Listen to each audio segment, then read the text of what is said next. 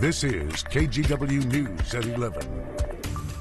And thanks for joining us. I'm David Molko along with meteorologist Joe Ranieri. We're going to talk about power outages in just a second. But Joe, you've been tracking these wind gusts and the rainfall from this storm, and those numbers, they are impressive. Absolutely right, especially if you were on the Oregon coast at all today, where we saw peak wind gusts near Astoria closing in on 80 miles an hour. And some locations near the Astoria airport and the through parts of the northern Oregon coast were anywhere from about 70 to almost 80. Absolutely wild. Timberline up at Magic Mile there, you saw gusts just as high. In the Aurora Airport, 54 miles an hour. Fremont Bridge, 47 miles an hour. And throughout the metro area, peak gusts were anywhere from about 40 to 45, although PDX, you saw a gust of 46 miles an hour during the peak of the storm.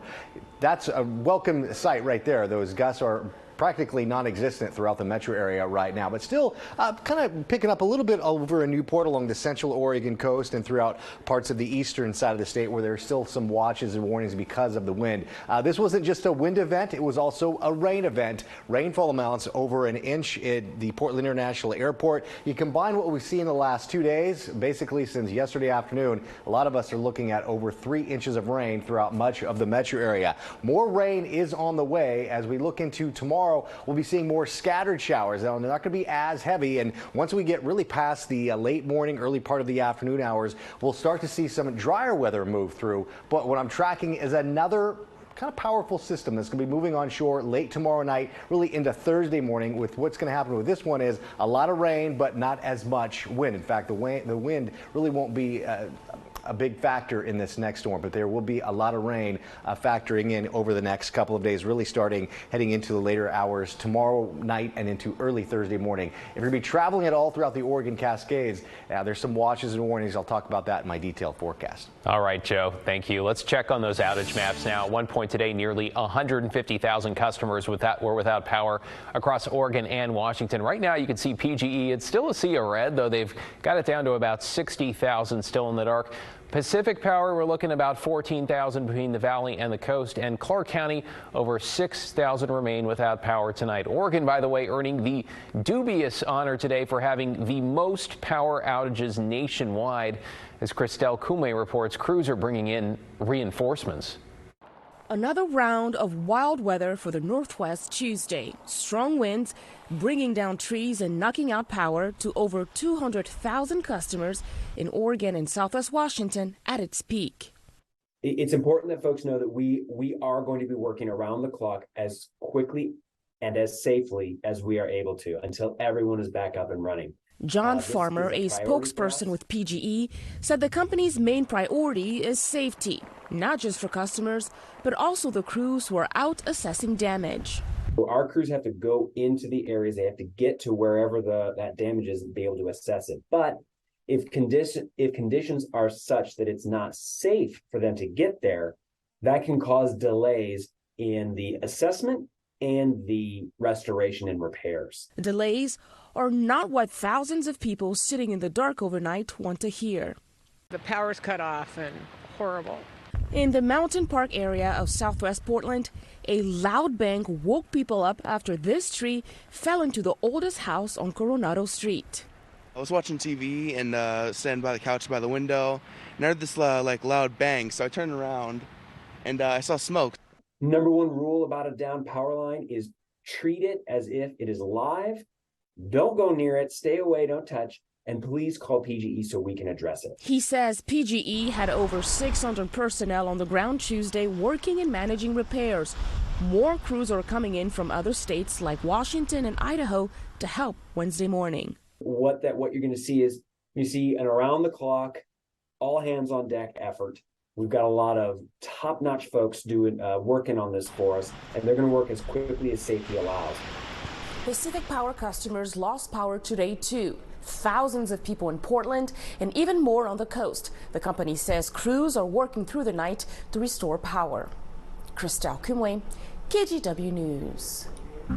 Let's get you caught up now on other storm-related headlines, including a deadly crash on Highway 26 near the coast when a tree fell on a vehicle. Several people were killed. Police have not specified how many. This was near the community of Elsie, about 16 miles from the junction with Highway 101.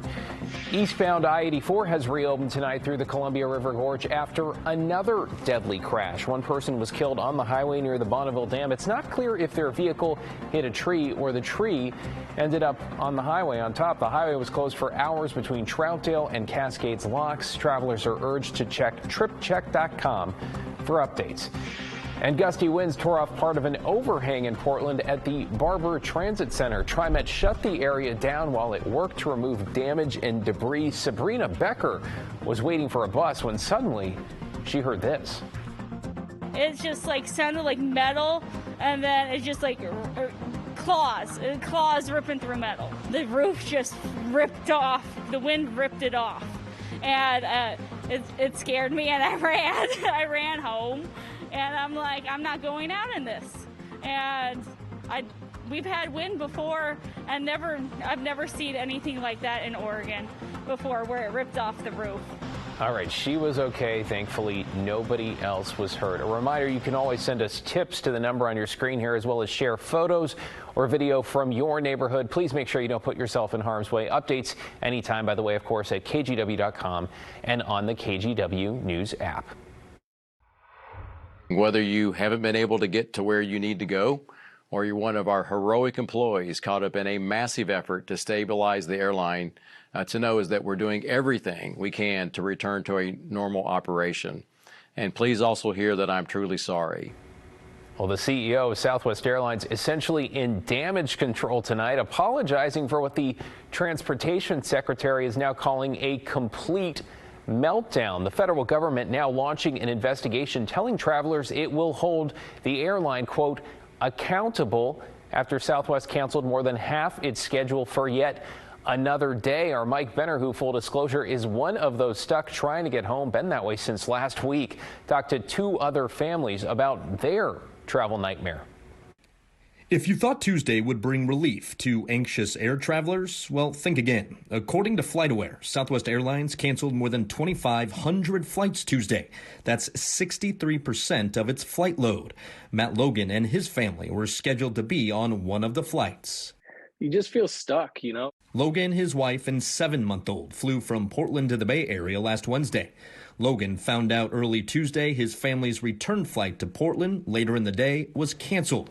It's one of more than 45 flights in and out of PDX Tuesday canceled by Southwest. You know, you got jobs, and with a baby, we've got a routine we're looking to get back home to, so you just kind of feel helpless.